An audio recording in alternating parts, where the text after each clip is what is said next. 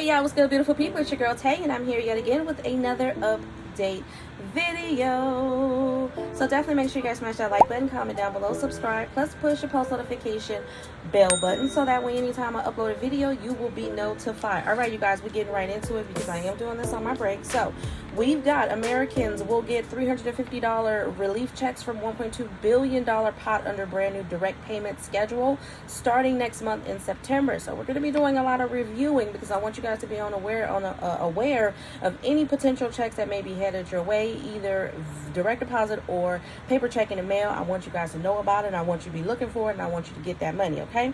Around $1.2 billion was sent to the state by the White House during the pandemic, and the cash is being used to fund the relief program. I'll put my phone right here so I ain't got to keep holding it. Government Brian Kemp revealed on August the 15th that the checks will head to Georgians. So I'm not sure if I actually spoke about this. I've been speaking about a lot as it pertains to tax rebate checks as of lately, but this one is for Georgia specifically, who benefit from Medicaid subsidized child health care insurance, food stamps, or cash welfare assistance. So if you have any of those programs, then I'm assuming you are eligible. Katie Bird, a spokesperson for the governor's office, said payments will be deposited automatically from September. Those who may be eligible are being urged to update their personal details ahead of the cash rollout. Georgians that may claim several benefits will only get one $350 payment, but checks will be issued to everyone in a household, meaning a mom with 2 kids could get $1,050. Sounds pretty close to what they're doing out here in California. I think ours is like $250, or was it $350? But the maximum is $1,050. So I don't know if there's a maximum. It doesn't seem like there is. It just looks like everybody in the household who qualify for these programs is going to be receiving that money, okay?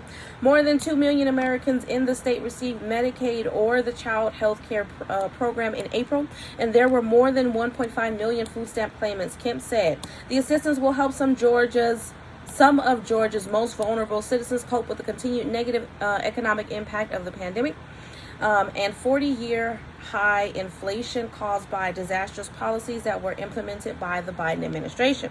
But some of Governor Kemp's critics are accusing the politician of introducing an election year vote buying scheme.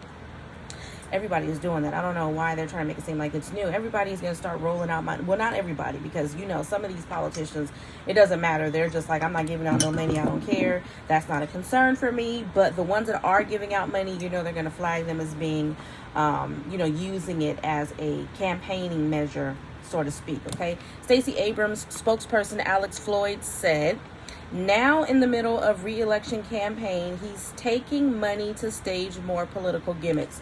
We don't need to get into the rest of that. The most important thing is that there's going to be some money coming you guys' way if you are in Georgia. So let's just leave it at that, okay? Moving on from that, my son is going to make noise because he's here by himself. My daughter is in school, which I'm very happy about, you guys. Yesterday was her first day back, and I know I said I wasn't going to have her go to school, but it was more so of a decision by her. And since I am putting it out there that I want to move, we're going to be leaving. She's going to be going to a completely different school. Not Sierra, not too loud. Mommy's doing a video. Sorry, y'all. But basically, we're going to be moving. I don't know where. I don't know when. I want to, hopefully we're going to put it out there. I want to be out of here within a year. She's going to be starting all over again, new friends, you know what I mean? So I wanted to give her this last year to really have that social interaction. She's been out of school since the pandemic. She's been doing school online, but yeah, I just wanted to give her the opportunity to basically be with her friends because she most likely won't see them again. Moving on from that though, let me hurry up because my son, y'all. If y'all have young kids, let me know. Do they do this?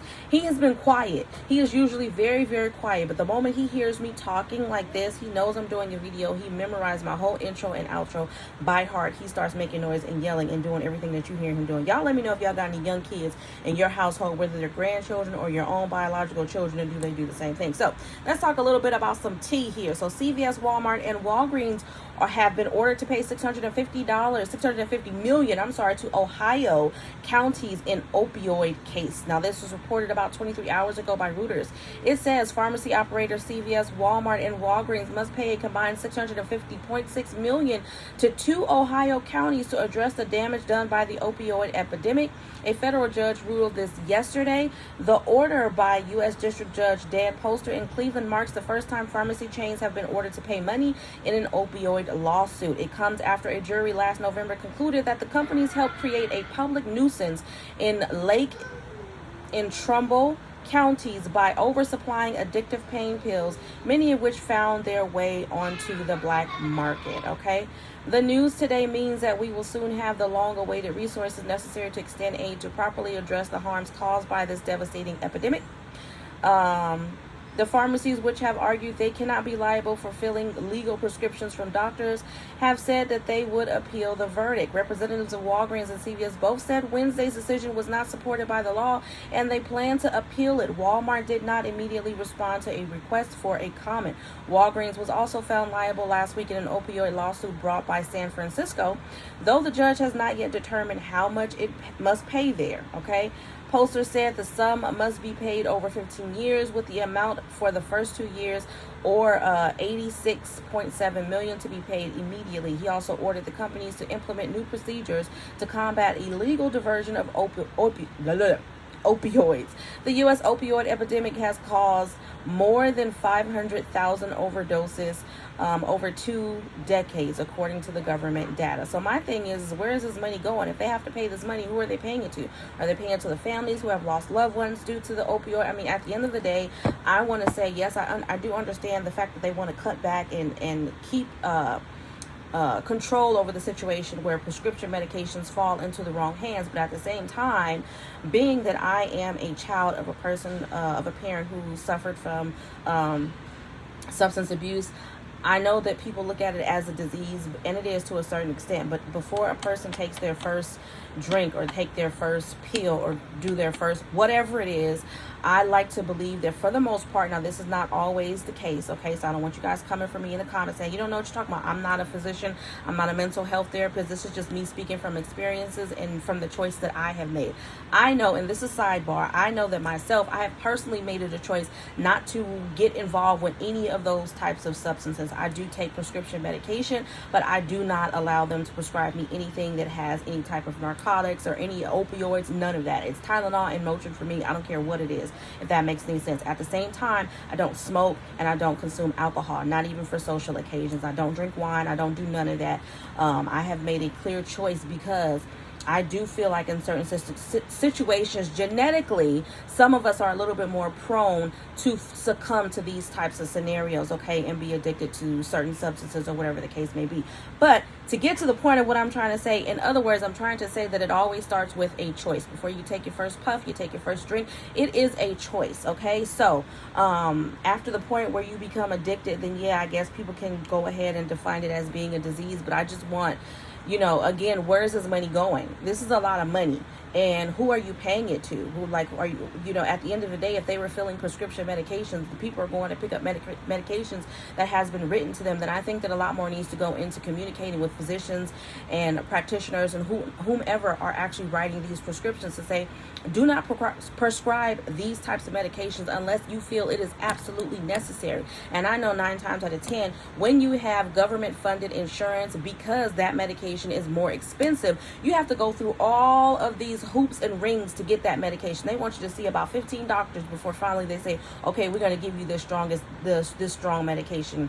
And again, speaking from experience, I've had that where I've needed stronger medication because of an injury or back problems, muscle problems and whatnot.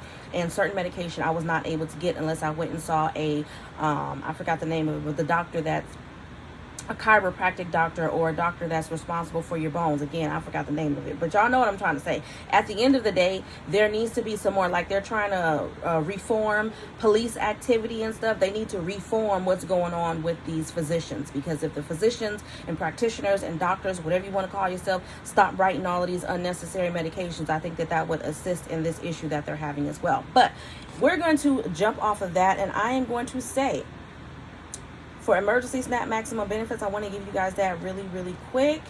because time is running out, okay? Time is definitely not of the essence right now. I'm rushing. Okay.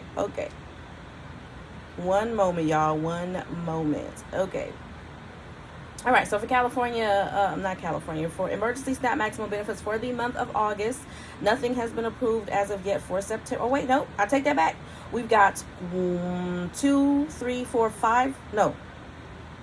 4 states for September. So New Jersey, I'm going to see if I can give you guys this information really, really quick. But for New Jersey, we have September the 1st through the 5th. And then we have Rhode Island for September. Rhode Island, we have September the 3rd. For Washington, we have the 2nd through the 20th for Washington. And then lastly, we have Wisconsin. And for Wisconsin, we have September the 17th, and then a final or catch-up run on November the 12th.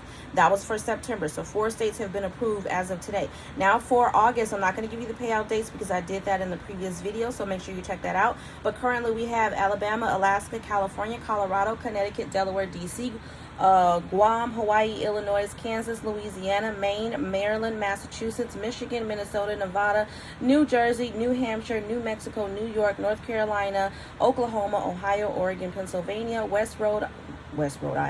Rhode Island, South Carolina, Texas, Utah, Vermont, Virginia, Virgin Islands, Washington, West Virginia, and Wisconsin. All right, you guys, as always, I hope this information has been in some way helpful or useful to you guys at least a little bit. Do me a favor if you haven't already. Don't forget to smash that like button because it really does help to let YouTube know that you like what I'm doing and you want me to stick around. Also, let's drop some flowers down below. I just really like to see flowers, and I just need all of them flowers to help uplift my spirits. So let's drop some flowers down below. Let me know you made it all the way to the end of the video.